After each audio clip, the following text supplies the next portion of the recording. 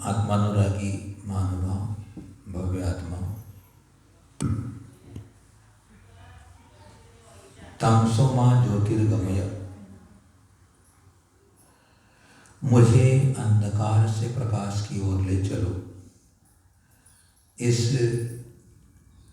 सत्संग के अंतर्गत आप और हम सब मिलकर के यहाँ पर पूज्यपाद स्वामी के द्वारा रचित इष्टोपदेश ग्रंथ पर स्वाध्याय और विचार कर रहे हैं। पूज्यपाद स्वामी आचार्य भगवंत ने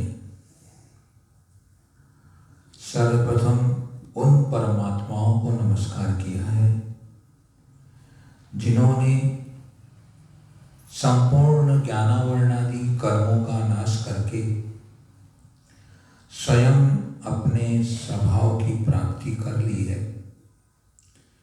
और जो अनंत ज्ञान स्वरूप या केवल ज्ञान स्वरूप है, उन्हें नमन करके प्रणाम करके यह ग्रंथ प्रारंभ किया है।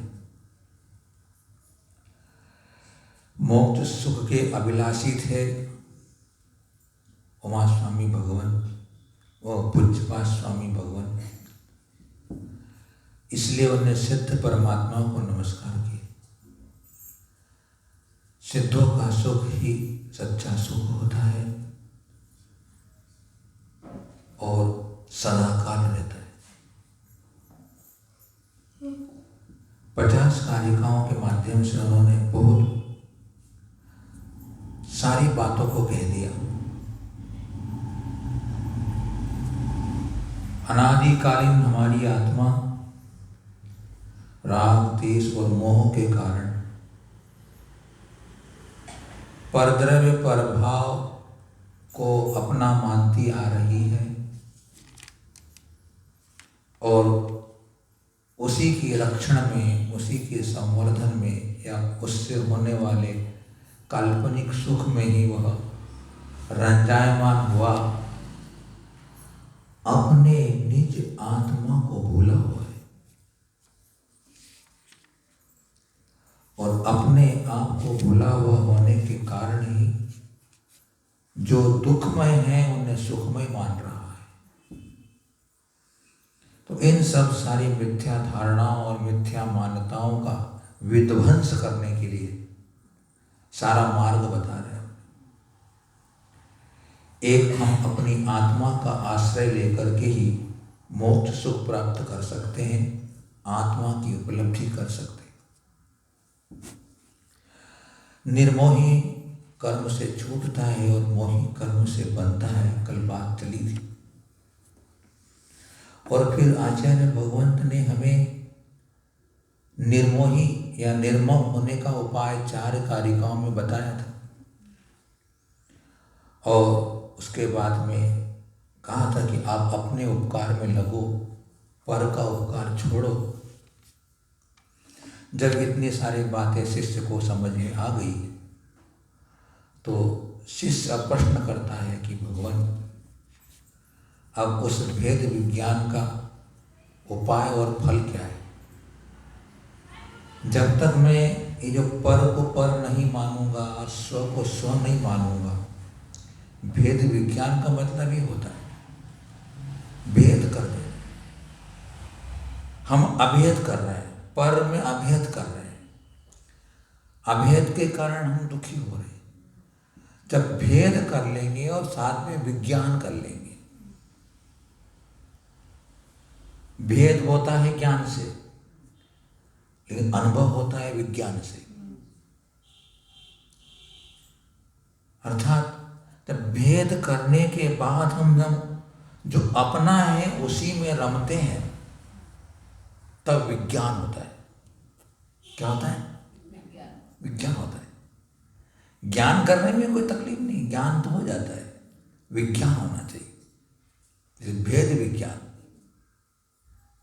और भेद विज्ञान हमें सारे इन पंचेंद्रिय के विषयों से परामुख होकर के इनको तिलांजलि और त्याग करके शरीर से भी अपना जो परिग्रह लगा हुआ है उसको छोड़ करके हम उस आत्मा के शुद्ध स्वरूप जो कि पर से भिन्न है उसकी निरंतर भावना में, उसके चिंतन में और उसके अनुशीलन में लगते हैं, तब हमें उस विज्ञान की प्राप्ति होती है।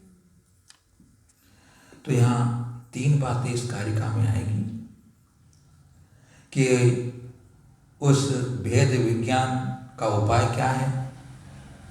जब वो उपाय करता है तो वह किस बात को जान लेता है और जान लेने के बाद उससे किसकी प्राप्ति होती है, उसका फल क्या मिलता है। 3 बातों को कहेंगे। 33 नंबर का श्लोक है। गुरुपदेशादभ्यासात्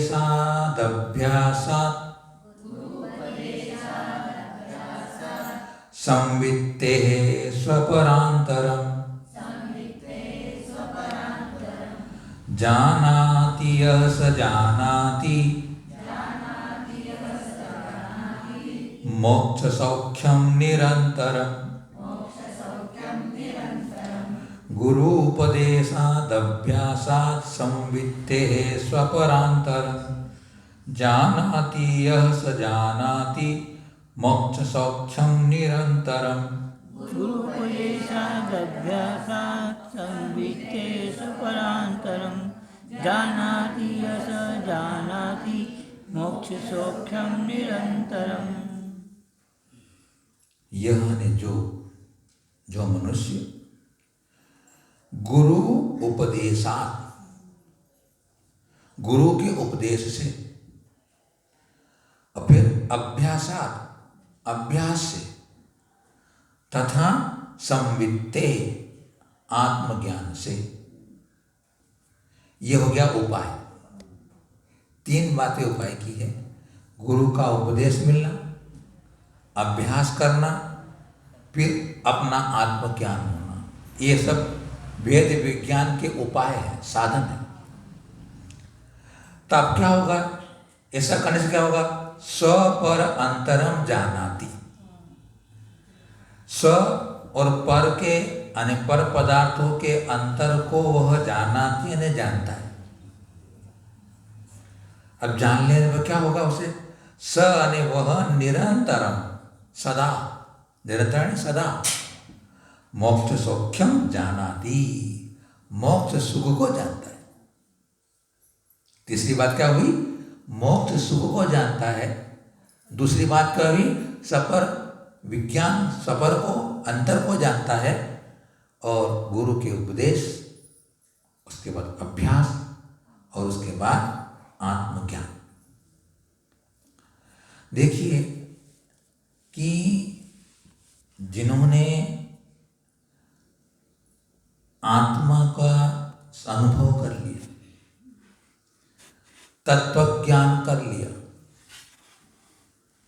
निष्परिग्रही है, संसार शरीर भोगों से विरक्त है, जो अपने आत्म ध्यान में, आत्म चिंतन में लगे रहते हैं, ऐसा गुरु ही हमें उस आत्मा के और पर के भेद विज्ञान को या भेद भाव को समझा सकता है। इसलिए गुरु उपदेशात्। अब गुरु के उपदेश हमको प्राप्त हो गया। अब उनके उपदेश को सुन करके और अपने शास्त्र स्वाध्याय को करके उन बातों का चिंतन मनन बार बार करना, उसे कहते हैं अभ्यास। अभ्यास मतलब क्या होता है? पुनः पुनः विचारना, पुनः पुनः बार बार करने का नाम क्या है? अभ्यास। अपने घर में बच्चा पढ़ के क्यों अभ्यास कर लिया क्या? मतलब क्या हुआ? याद करने का काम याद करा कि नहीं करा, लिखने का काम लिखा कि नहीं लिखा, स्कूल से पढ़ने आने के बाद। तो जब हम जो हमें गुरु से पढ़ के सीख लिया, उसको हम बार बार विचार चिंतन करेंगे तो क्या होगा? हम तीसरी बात है आत्मज्ञान। तो हम आत्मा के उस शुद्ध स्वरूप की तरफ हम उन्मुख होते हैं, और सम्मुख होते हैं, उस ओर लक्ष्य लगाते हैं और निरंतर अभ्यास करते हैं, तो हमें सबर का भेद विज्ञान होता है। इसका मतलब क्या हुआ कि गुरु के बिना हमें आत्म संबोधन नहीं मिल सकता। इसलिए गुरु की हमें संगति करना चाहिए। गुरु के सत्संग में रह कर के स्वपर के भेद विज्ञान का बात चर्चा सुननी और करनी चाहिए। और जब सुन लेने के बाद अगर अपने अंदर वो धारणा बन जाती है, स्मृति बन जाती है, श्रद्धा बन जाती है, तो उसका प्रयोग भी करना चाहिए। बार बार उसका स्मरण करना चाहिए, बार बार याद रखना चाहिए। जब बार बार करेंगे तो वो चीज़ आ जाती है। कोई भी चीज़ लीजिए आप, कोई भी चीज़ लो, जगत में भी देख लीजिए, किसी न किसी गुरु तो बनाना ही पड़ता है।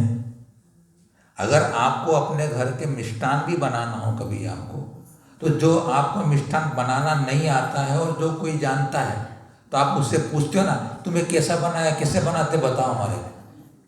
यहाँ जब मारवाड़ी तुम्हारे यहाँ कभी आते हैं, वो कुछ बनाते तो कैसा बनाते बताओ हमारे को। अब बता दिए आपको। अब बताने के बाद आपने उसके बारे में हाँ भी ऐसा ढंग से बनता, आप स्मृति में रखते हो कि नहीं, याद रखते हो कैसा करना पड़ता है, कितना मसाला, कितना शक्कर, कितना घी डालना पड़ता है वो।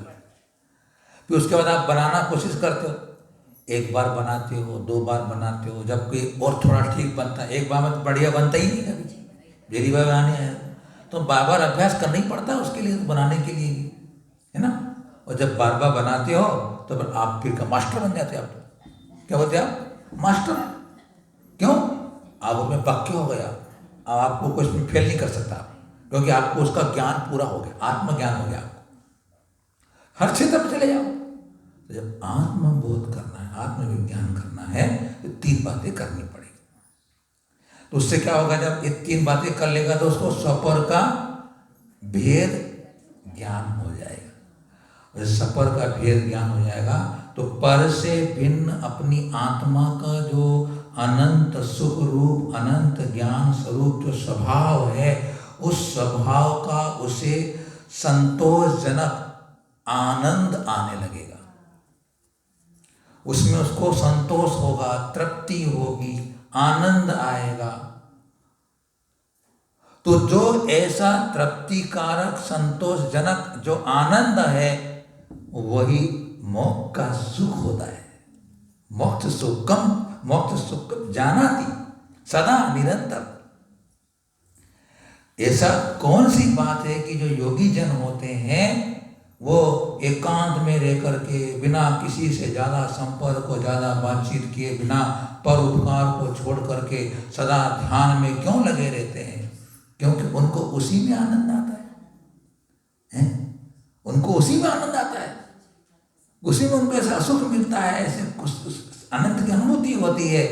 तो उनको फिर जो बाहर का अकुलता पैदा करने वाला, संताप पैदा करने वाला, राग द्वेष पैदा करने वाला, पक्षपात करने वाला, भेदभाव न करने वाला, वो जो काम उसे अच्छा नहीं लगता।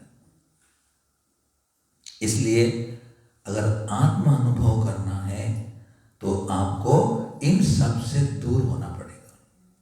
जो हमारे को विक्षेप पैदा करने वाले होते हैं, राग द्वेष पैदा करने वाले होते हैं, उन सब से हमें दूर होना होगा। तो ये भेद विज्ञान का उपाय बता दिया। अब कहते हैं, आगे शिष्य पूछता है कि मोक्ष सुख के अनुभव के विषय में अब गुरु कौन है? बोले मोक्ष सुख के अनुभव के संबंध में अब गुरु कौन है? देख लीजिए। अब ये इस कारिका में परमार्थ की बात आएगी। पहले तो कह दिया था गुरु के उपदेश से। गुरु के उपदेश के बिना आपको कल्याण नहीं होता है। शास्त्र बड़े बड़े जब हम सम्यक दर्शन की प्राप्ति की चर्चा करते हैं तो वहाँ कहा गया है कि देशनालब्धि की प्राप्ति किससे होगी? जो आचार्य, मुनि या और जो जन हैं जो कि इन तत्वों को जानते हैं, उनके उपदेश की प्राप्ति होना और उनका प्राप्त होना, वो देशनालब्धि होती है। तो गुरु के बिना किसी को सम्यक दर्शन की प्राप्ति नहीं होती। लेकिन अब अपन तो परमार्थ की बात कर रहे हैं, क्योंकि जब तक गुरु है तब तक भी मोक्ष नहीं अपने को प्राप्त हो सकता। भगवान महावीर स्वामी से गौतम गणधर ने प्रश्न पूछा, भगवान कि मुझे मोक्ष कब होगा। तो भगवान महावीर ने कहा कि जब तक तेरा मुझसे राग धर्मानुराग बना रहेगा तब तक तुझे मोक्ष नहीं होने वाला है। अब देख लीजिए, आप भगवान महावीर स्वामी को सुबह केवल मोक्ष की प्राप्ति हुई और शाम को उनको केवल ज्ञान की प्राप्ति होगी। तो गुरु भी कथनचित परमार्थ की बात कर रहे हैं, मोक्ष की बात कर रहे हैं। कहते हैं स्वस्मिन् सदभिलाषित्वा दविष्ट ज्ञापकत्वतः स्वयं हि प्रयोक्तत्वा दात्मैव गुरुरात्मना। स्वस्मिन् सदभिलाषित्वा दविष्ट ज्ञापकत्वतः स्वयं हि प्रयोक्तत्वा दात्मैव गुरुरात्मना।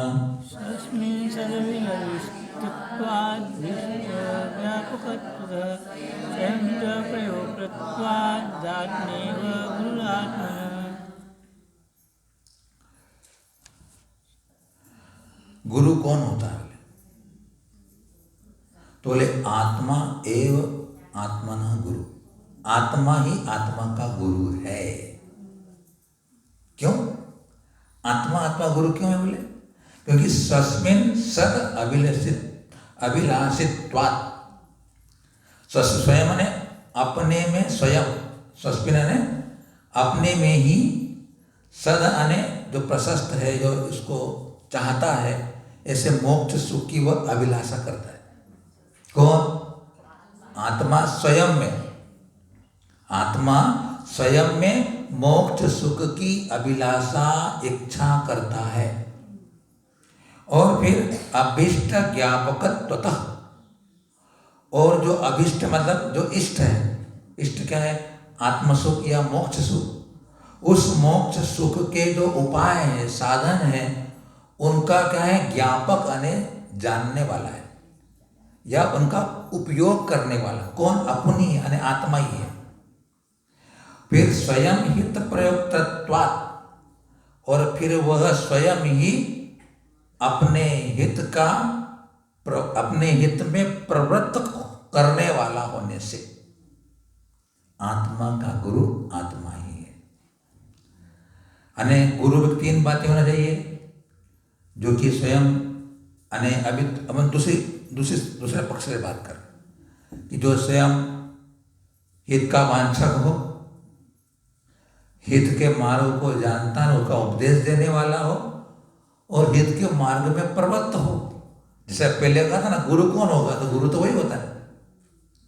अब वो परमार्थ से देखे तब जैसे अपन संसार के जितने प्राणी हैं, अपन निरंतर क्या भावना करते हैं, क्या इच्छा करते हैं कि मुझे सच्चा सुख मिले, मैं सच्चा सुखी हो जाऊं, परम सुखी हो जाऊं। इच्छा कौन करता है?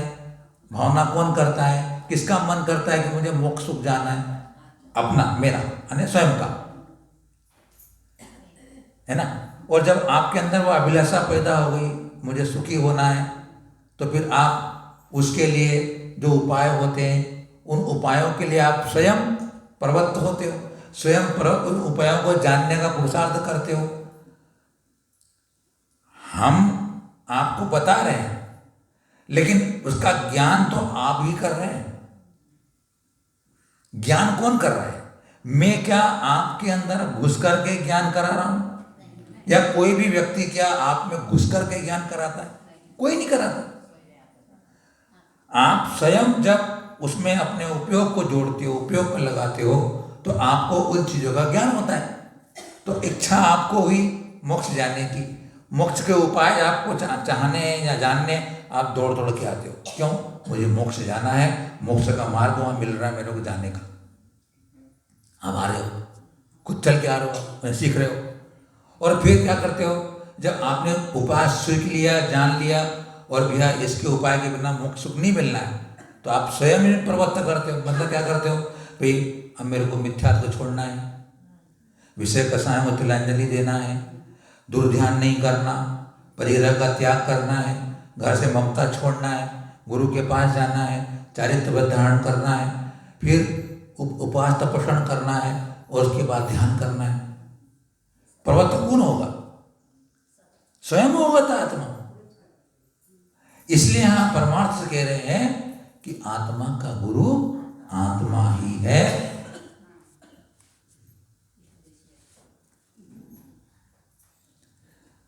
तो प्रवर्तक अपने को होना पड़ेगा, पुरुषार्थ अपने को करना पड़ेगा। इसलिए अपन ने क्या कहा था कि मुझे, मेरा अनुभव मुझे ही होगा, दूसरा कोई भी मुझे अनुभव नहीं, मेरा नहीं करा सकता। तो इसके लिए पुरुषार्थ किसको करना पड़ेगा? सब अलग अलग जितनी आत्मा है सबको करना पड़ेगा, सभी जीवों को करना पड़ेगा, सभी मोक्षार्थी को करना, अपना पुरुषार्थ अपने को करना पड़ेगा। कोई किसी का उपकार या भला नहीं करता। यह परमार्थ की बात है। क्यों? क्योंकि आत्मा पर द्रव्य का कर्ता भरता नहीं होता। यह एक परमार्थ का विषय है और परमार्थ के विषय को चल करके पकड़ करके हम जो पर के प्रति कर्तव्य है उसको हम छोड़ सकते। जब तक आप व्यवहार में हो तब तक तो आपको पर का कर्ता आपको कहा गया, फिर भी आप परमार्थ नहीं होते, आप निमित्त मात्र होते हो। उसके कर्ता बने में आगे इसी कार्यक्रम में कहेंगे, क्योंकि शिष्य ने प्रश्न कर लिया। अगर आप ऐसा कह रहे हो कि आत्मा का गुरु आत्मा ही है, तो फिर मेरे को किसी गुरु के पास जाने की जरूरत नहीं, गुरु की मुझे सेवा शुश्रूषा करने की जरूरत नहीं, मेरी आत्मा ही स्वयं गुरु है। तो शिष्य को उत्तर देते हैं कि ऐसा नहीं है, ऐसा नहीं है भैया। बोले क्योंकि उन व्यवहार नहीं की दृष्टि में उन गुरु के सेवा शुश्रूषा करना चाहिए तुझे। जब तू अपने आप में समर्थ हो जाए, जब तेरे अंदर का स्वयं शक्ति जागृत हो जाए, फिर तेरे को गुरु की आवश्यकता नहीं है। लेकिन जब तक तेरे अंदर की आत्मिक शक्ति जागृत नहीं हो रही है, क्योंकि निमित्त क्या करता है कि हमारे अंदर की जो शक्ति है, गुरु का काम क्या होता है आगे बताएंगे हम लोग। गुरु तो आपके अंदर ज्ञान भरा हुआ है, वो आत्मिक सुख की शक्ति भरी हुई है, उस शक्ति का सिर्फ ज्ञान कराते हैं। उस ज्ञान को कराने का मात्र हमारा काम है। वो उसी के कारण हम गुरु कहलाते हैं। जो किसी को सिखाता उसे गुरु कहते कि नहीं कहते। अब आपको बता दिया कि आपका भेद विज्ञान स्वरूप शुद्ध आत्मा का स्वरूप ऐसा है, तो फिर आपने उसको विचारा, चिंतन किया, निर्णय किया। हाँ, स्वयं के आपके ज्ञान में आया। हाँ, जो महाराज कह रहे हैं, दिनवाणी कह रही, तीर्थंकर कह रहे हैं, बात तो ऐसी है। आपके ज्ञान में झलका ना, आपके ज्ञान में आया कि नहीं आया। तो इसलिए गुरु तो मात्र निमित्त मात्र होते हैं, बाकी तो सब पुरुषार्थ आपका ही होता है। तो इस प्रकार अगर हम दूसरे के कर्ता धर्ता बनते रहेंगे, तब तक वो संबंध विच्छेद नहीं होगा। विचार करो कि जब आत्मध्यानी ध्यान में बैठते हैं तो पिछी कमंडल का भी उन्हें परिग्रह का उसका चिंतन नहीं होता। पिछी कमंडल शरीर का भी नहीं होता, तो बात दूसरी क्या करें। हमारे यहाँ मोक्ष मार्ग निरपेक्ष मोक्ष मार्ग कैसा है। अगर हमें परम पद की प्राप्ति करना है, आत्मोपलब्धि करना है, तो निरपेक्ष होगी, किसी के सहारे नहीं हो सकती, न होने वाली है। सहारा लिया तो जो बताया था अपने कार्यक्रम में कि दुख संदो भागितम संयोगादि देना, संयोग होगा कि नहीं, दुख शुरू हो जाएगा। होता ही।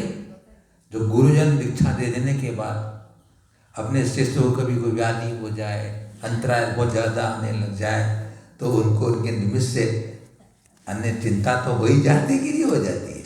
होती है, बराबर होती है। अगर नहीं हो तो गुरु कैसा है? तो उनके अंदर वो भाव जब तक संयोग रहेंगे, लेकिन जब वही ध्यान में बैठते हैं तो फिर उनको ये विकल्प नहीं आता। तो अब कहते हैं नाज्ञो विज्ञत्वमायाति विज्ञो नाज्ञत्वमृच्छति निमित्तमात्रमन्यस्तु गतेर्धर्मास्ति कायवत्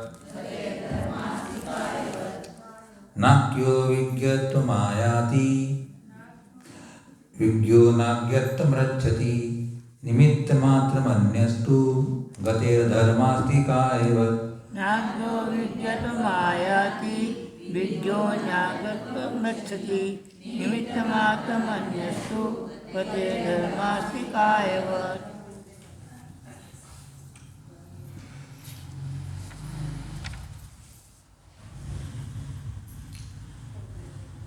अज्ञ अने उस शिष्य का समाधान कर रहे हैं कि गुरु के उपदेश आदि से, क्योंकि प्रश्न क्या था कि आत्मा का गुरु आत्मा है तो दूसरे गुरु की आवश्यकता नहीं है। तो कहना चाहते हैं कि गुरु के उपदेश से अज्ञान अज्ञानी विज्ञत्वम अने ज्ञानी दशा को ज्ञानी हो जाता है। ज्ञानी न आयाति नहीं होता है। गुरु आदि के उपदेश से अज्ञ अने अज्ञानी जीव ज्ञानी नहीं होता है और विज्ञ अने ज्ञानी अज्ञत्वम अज्ञानता को न रिच्छति अने प्राप्त नहीं होता। अन्य अध्यापक या गुरु आदि तो ज्ञान प्राप्ति में गते ने चलने में धर्मास्तिकायवत निमित्त मात्रम, धर्मास्तिकाय की तरह केवल सहायक मात्र है। सीधी सी बात है। अज्ञानी को ज्ञानी नहीं बनाया जा सकता और जो ज्ञानी हो गए हैं वे अज्ञानी नहीं हो सकते, अज्ञानी नहीं किए जा सकते। किसी की गुरु के उपदेश से कहो या किसी के निमित्त से कहो। आप समझते इस बात को। क्या होता है कि प्रत्येक पदार्थ की अपनी शक्ति स्वयं की होती है और उसमें जो शक्ति होती है उसी रूप से वह परिणमन करता है। अगर उसमें वह शक्ति नहीं है तो कितना भी प्रयत्न किया जाए वह उसमें वह कार्य रूप परिणत हो ही नहीं सकता। क्या पानी भरे हुए दीपक को कोई जला सकता है? नहीं जला सकता। क्या पत्थर में कोई पेड़ उगा सकता है? नहीं उगा सकता है। क्या जो मूंग नहीं सींचते हैं, जो घोड़ा मूंग बोलते हैं, तुम कितना भी उसे कुकर में 10-20 सीटी ले लो नहीं सींचता है। क्यों नहीं सींचता? क्योंकि उसमें वह ताकत ही नहीं है, वह शक्ति नहीं है, वह उपादानता ही नहीं है। तो जब उपादान शक्ति ही नहीं है तो सैकड़ों निमित्त मिल जाने पर भी वह उस रूप परिणमन नहीं हो सकता। सीधी सी बात है। उसी प्रकार जो अभव्य है, ज्ञानावर्णी कर्म का क्षयोपशम नहीं है, अव्युत्पन्न है, अर्थात जिसे समझ में नहीं आता है, ऐसे व्यक्ति को कितना भी समझाया जाए, कितना भी उपदेश दिया जाए, कितना भी पढ़ाया जाए, ठोक ठोक के, मार मार के, लेकिन वह ज्ञानी नहीं हो सकता क्योंकि उसमें शक्ति नहीं है। अभव्य कभी भी सम्यक्त को या आत्मबोध को या आत्म अनुभव को त्रिकाल में नहीं कर सकता। तो वो गुरु क्या करेगा? गुरु ने भी क्या किया? गुरु तब करता है, किसी का ज्ञानी बनाता है, तो उसको ज्ञानी क्यों नहीं बनाया? शक्ति नहीं है। और जब कोई सम्यक दृष्टि कोई भव्य जीव हो, व्युत्पन्न हो, ज्ञानावर्णी कर्म का क्षयोपशम हो, उसको गुरु के उपदेश से आत्मबोध हो जाता है क्योंकि उसमें आत्मसंवेदन की शक्ति होती है। तो अज्ञानी को ज्ञानी नहीं बना सकते। स्कूल में भी 50 बच्चे होते, एक ही टीचर होता है, सबको पढ़ाता है, एक समान पढ़ाता है ना।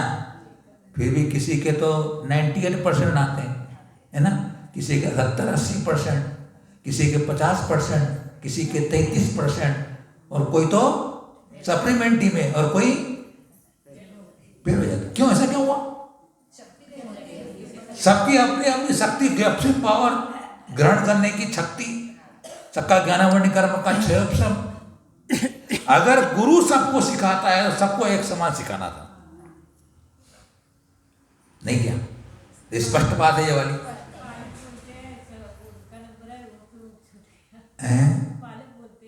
पालक बोलते हैं कि हमारा बच्चा फेल क्यों गया? तेरे बच्चे ने अभ्यास नहीं किया, तेरे बच्चे ने पढ़ाई नहीं की, तेरे बच्चे ने, तेरे उसमें शक्ति नहीं, कमजोर है, तो क्या करे वो? इसलिए आपके बच्चे को भी भैया क्या करना है, मैं तो बीकॉम करूंगा। बोले क्यों? इंजीनियरिंग की मेरी ताकत नहीं है, मैं इंजीनियरिंग नहीं पढ़ सकता, मेरे मम्मी को उसको अमल नहीं है। तो वो जिसकी जैसी शक्ति हो उसमें जाता है। अब जिसको MBA नहीं करना ना, MBA तो करने बैठा दोगे तो क्या करेगा? बनेगा ही नहीं MBA। उन्हें उदाहरण दिया अपने को। अब इस बात के लेकर खास बात आचार्य कहना चाहते हैं कि अगर कोई तत्वज्ञानी आत्मस्वरूप में तल्लीन हुआ हो तो उसको कितने भी बाह्य परिसर और उपसर्ग आ जाए, उसे कभी अज्ञानी नहीं बना सकते, क्योंकि ज्ञानी को अज्ञानी नहीं बनाया जा सकता। जिसे आत्मज्ञान हो गया है, आत्मसंवेदन हो गया है, वो कभी अज्ञानी नहीं बनेगा। देख लीजिए आप,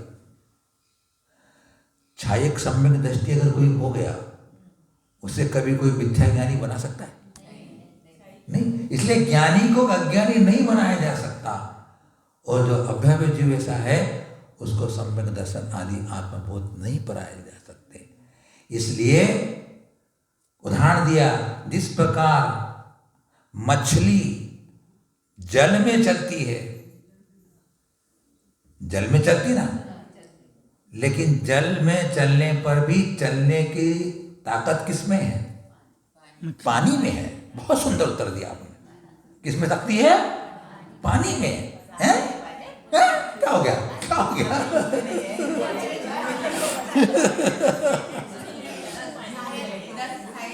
नहीं, हाँ,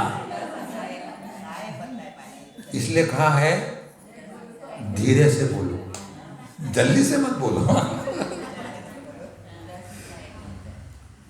मछली में ताकत है चलने की, लेकिन चलने की ताकत को प्रकट करने में सहयोगी बन रहा है पानी। अगर मछली में ताकत है तो धरती पर आने पे क्यों नहीं चलती है? क्यों नहीं चल रही है?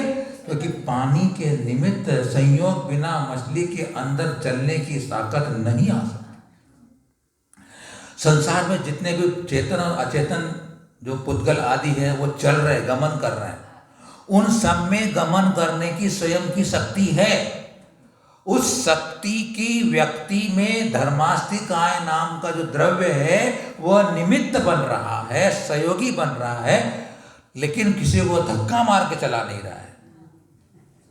इसलिए जो निमित्त होते हैं वो निमित्त मात्र होते हैं, उपादान शक्ति को मात्र जागत करने में, प्रकट करने में, उत्पन्न करने में सहयोगी होते हैं।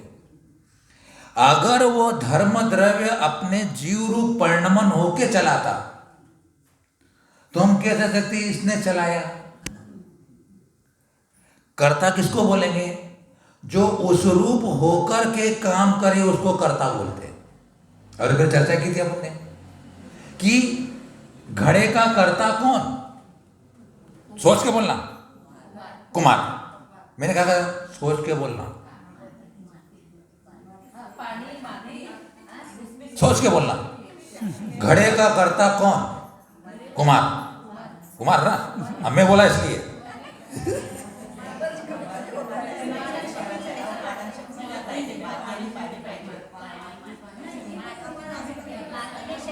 देखो स्वाध्याय अम्मा बोल दी, स्वभाव में सही बोल गई, स्वभाव में बोल गई। स्वभाव में ये भी उनका नाम क्या, उनका सुबह है? नहीं वो तो सब पाइजे, पर मिट्टी पाइजे। मिट्टी नहीं होगी तो कहाँ का पानी क्या करेगा?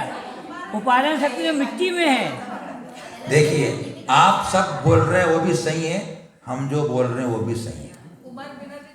हाँ वो बताओ। सब वही निमित्त है, पर उपादान अगर बालू रेती का मटका बना के बताओ। कुम्हार अगर घड़ा बनाता है तो बालू रेती का बना के दिखाओ ना हमको। निमित्त है, उपादान मुख्य है। देखो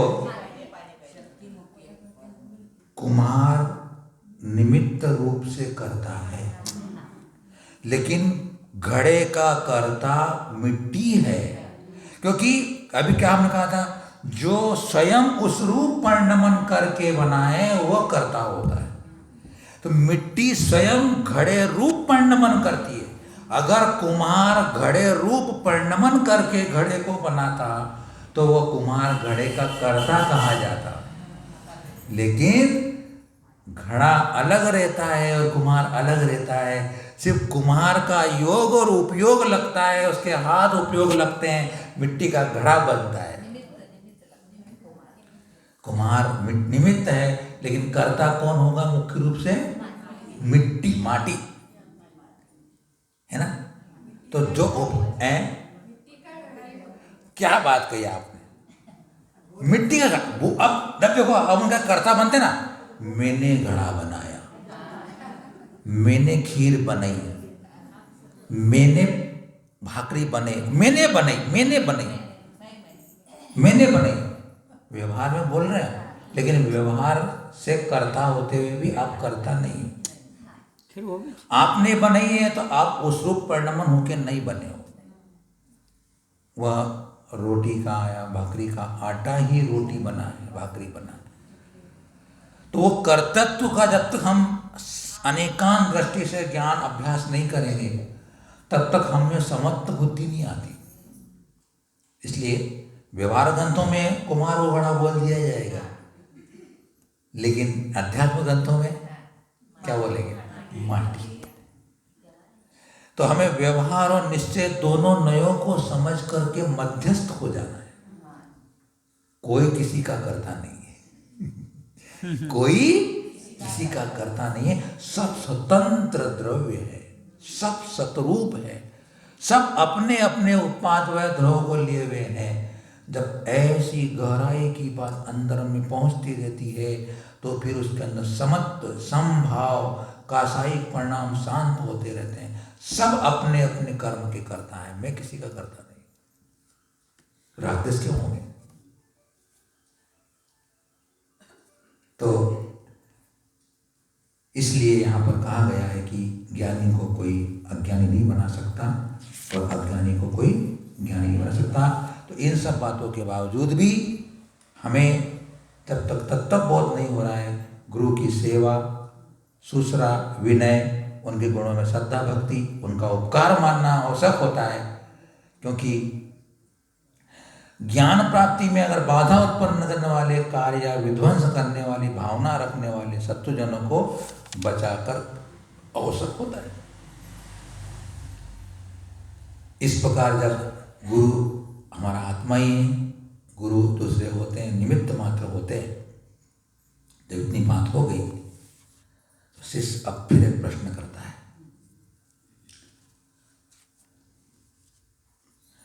कि निज आत्मा का चिंतन कौन कैसे करे? अपनी आत्मा का चिंतन कौन कैसे करे? चार बातें बताएंगे। उन चार बातों के माध्यम से हम अपना आत्मचिंतन कर सकते हैं। अभवत् चित्त विक्षेप एकांते तत्व संस्थितः अभ्यस्येदपि योगेन योगी तत्त्वं निजात्मनः। अभवत् चित्त विक्षेप एकांते तत्व संस्थितः अभ्यस्येदपि योगेन चित्त विक्षेप एकांते तत्र संस्थिते अभ्यस्य योगेन योगी तत्त्वं निजात्मना। पहली बात बताई उन्हें, अभवत चित्त विक्षेप, चित्त का विक्षेप अभवत अने नहीं होना चाहिए। जिसके चित्त में क्षोभ नहीं है, क्षोभ ने रागत द्वेष की कल्लोलें नहीं चल रही है, रागत द्वेष की तरंगे नहीं चल रही है, रागत द्वेष की उद्भूति नहीं हो रही है। पहला कंडीशन है ध्यान करने का, आत्मचिंतन करने की पहली कंडीशन कि उसका चित्त अने मन क्षोभ रहित होना चाहिए। अभवत चित्त विक्षेप, चित्त में विक्षेप अने क्षोभ नहीं होना चाहिए। फिर कैसा होना चाहिए? तत्व संस्थित, तत्व ने तत्व विचार में वह स्थित होना चाहिए उसकी बुद्धि। हे उपाधि तत्व में, सपर के भेद में उसकी जो बुद्धि स्थिर होना चाहिए। फिर ऐसा वह योगी, अने मैंने बताया था ना कि चिंतन कौन करे तो योगी करेगा। योगी में दो बातें होना चाहिए, उसके चित्त में क्षोभ ना हो, और जो हे उपादेय तत्व है, शरीर और पर द्रव्य और आत्मा, इन सब का जिन्हें निश्चय दृढ़ स्थिति है कि ये पर है, स्व स्व है, ऐसा उसको पक्का बुद्धि में आ चुका है, ऐसा वह तत्व संस्थित। तत्व मतलब हे उपादेय को तत्व कहते हैं, या आत्म अनात्म को तत्व कहते हैं। इसमें जिसकी बुद्धि स्थित हुई है, दृढ़ हुई है। अब क्या करें? एकांते, निर्जन स्थान में। कैसा करें? अभियोगे न, आलस्य त्याग कर, निद्रा छोड़कर, निजात्मन, अपनी आत्मा के, तत्वम अने स्वरूप, तत्व यहां स्वरूप कहेंगे, निज आत्मा के स्वरूप का चिंतन का अभ्यास करें। अगर आपके अंदर रागत देश की उत्पत्ति हो रही है, कषाय मंद नहीं है, तीव्र अगर राग देश है, तो आप अपना दर्शन नहीं कर सकते। उदाहरण हमेशा देते हैं, आपने सुना भी होगा, तालाब है, सरोवर है,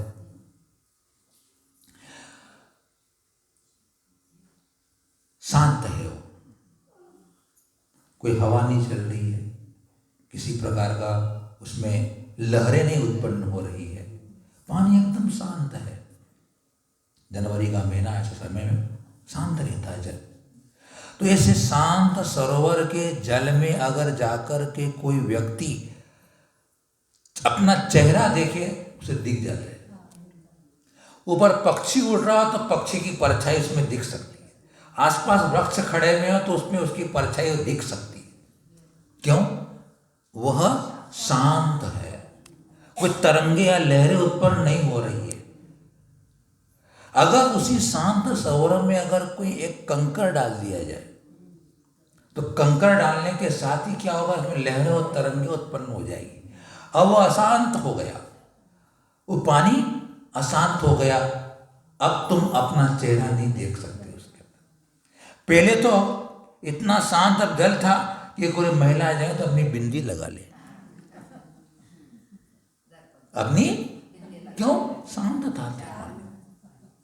उसी प्रकार जब आत्मचिंतन में बैठे हुए योगी के अपने अंदर के अंदर जो राग देश के परिणाम, कासायिक परिणाम, विषयों की वांछा, दृष्ट सुत अनुभूत भोगाकांक्षाओं से रहित होता है, देखे हुए, सुने हुए और भोगे हुए भोगों का जिसमें स्मरण नहीं आता है। नहीं तो ध्यान करने बैठे तो पहले वही चौका याद आता है, कल क्या बनाऊंगी, शाम को क्या बनाऊंगी, अभी का बचा हुआ है उसमें और क्या डालूं, सुबह काम शाम को काम आ जाएगा बोले।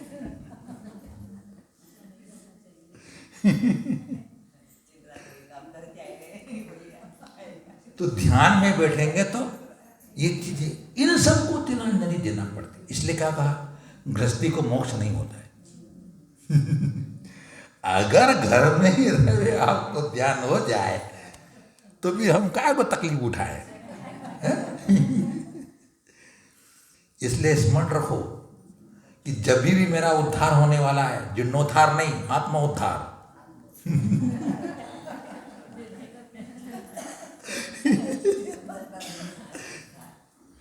आत्मा उद्धार होना है तो मेरे को घर, परिवार, शरीर, मोह, विषय, भोग, इन परिग्रह सबको छोड़ करके मुझे निर्गंथ या संयम धारण करके ही मेरा कल्याण। घर में रहोगे तो ये बात होने वाली है। घर छोड़े बिना चित्त शांत नहीं हो सकता, क्योंकि जब संबंध घर में रहेंगे तो प्रसंग बनते हैं तो भाव में विकृति आना स्वाभाविक है। कितना भी बड़ा मजबूत आदमी हो तो भी उसके अंदर क्षोभ तो हो ही जाता है। एक बिंदु हो गया। अब बोल रहे हैं कि वो साधक को हे उपादेय तत्व की संस्तुति होना चाहिए, अर्थात हे उपादेय का उसको ग्रहण करने का, त्यागने का ज्ञान अवश्य होना चाहिए, क्योंकि हे उपादेय ज्ञान के बिना आत्मस्वरूप की उपलब्धि। मुझे ये जो कासायिक परिणाम है, विषयों की इच्छा है, तो शरीर है, ये अनंत बार भोगा है, अनंत बार पाया है, इनसे आज तक मैं कर्म बंधन करता हुआ दुखी हो रहा हूँ। अब मुझे इसमें कोई रुचि नहीं है मेरे को। अब तो मेरे को एक अपनी आत्मा का जो सहज स्वाभाविक आत्मिक आनंद है उसे लूटना है, उसी में मुझे तन्मय होना है। ऐसी उसकी दृढ़ता है, उसके बिना नहीं हो सकता। लक्ष्य का पूरे पक्का होना चाहिए निर्णय। तीसरा बिंदु था एकांत। साधक को, क्योंकि दो तरह के साधक होते हैं, स्पन्न होते हैं, प्रारंभ होते हैं।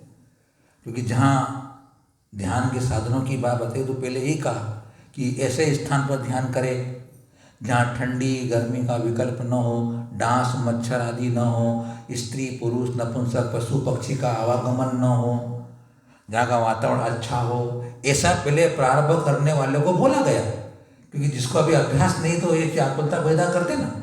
तो एकांत में करने का इसलिए कहा क्योंकि जहाँ कोलाहल होगा, जहाँ बातचीत चर्चाएं चलती होगी, तो वहाँ पर चित्त में फिर क्षोभ उत्पन्न होने की संभावना हो जाती है और हो जाती है। इसलिए एकांत में, इसलिए सुबह का समय इतना आनंद का होता है, दोपहर की शाम एक अलग प्रकार की, वैसे होना चाहिए, सभी अच्छी होना चाहिए। लेकिन सुबह का जो वातावरण होता है प्रातःकालीन 4 बजे का, 3 बजे का, 2 बजे का, वो बड़ा आनंद देता है। वो अलग अच्छी चीज़ लगती है उसके अंदर। वो चिंतन भी नए नए बढ़िया बढ़िया आते हैं। अच्छा नींद नहीं आती है, नींद आगे होता है कि निद्रा लेने वाला नहीं चाहिए उसको। नहीं तो होता क्या है, आंख बंद करी, हाथ पे हाथ रखे नहीं, और कोई न कोई दूसरी घर की चिंता चली, न जाने क्या होता है, वो देवी आती है, वो देवी आ जाती है, निद्रा देवी। कौन सी देवी आती है? प्रसन्न हो जाती है। वो क्यों आती है? क्योंकि अपन बुलाते हैं, आजा। तो उसने क्या कहा कि एकांत में हो, क्योंकि जरा सा कोई बात कर देता है कि मेरी बात तो नहीं हो रही यार, मेरी बात तो नहीं कर रहा, तो इससे विकल्प पैदा हो जाता है। इसलिए एकांत चाहिए। फिर आलस्य निद्रा की विजय होने वाला चाहिए।